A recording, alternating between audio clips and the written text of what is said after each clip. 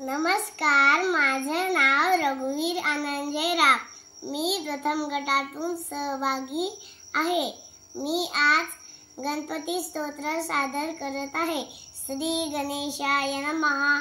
नारद उवाच प्रणम्य शिरसा देवं गौरे पुत्रं विनायकं भक्तावासं स्मरे नित्यं मायुक्कामार्थसिद्धये प्रथमं वक्रतुण्डं च एकदन्तं द्वितीयकं तृतीयं कृष्णपिङ्गाक्षं गजवक्त्रं चतुर्थकं लम्बोदरं पंचमं च षष्ठं विकटमेव च सप्तमं विघ्नराजेन्द्रं धूम्रवर्णं तथाष्टमं नवमं भालचन्द्रं च दशमं तु विनायकम् एकादशं गणपति द्वादशं तु गजाननं द्वादशैतानि नामानि त्रिसन्ध्याय पठे नरः न च विघ्नभयं तस्य सर्वसिद्धिकरं प्रभो।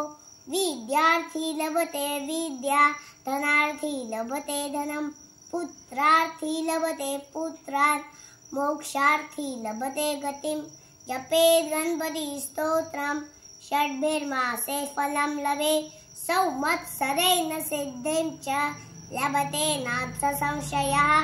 अष्टभ्यो ब्राह्मणेभ्यश्च लिखित्वा यः समर्पयेत् तस्य विद्या भवेत् सर्वात् गणेशस्य प्रसादतः। इति श्री नारद पुराणे संकटनाशन नाम महागणपति स्तोत्रम संपूर्णम्।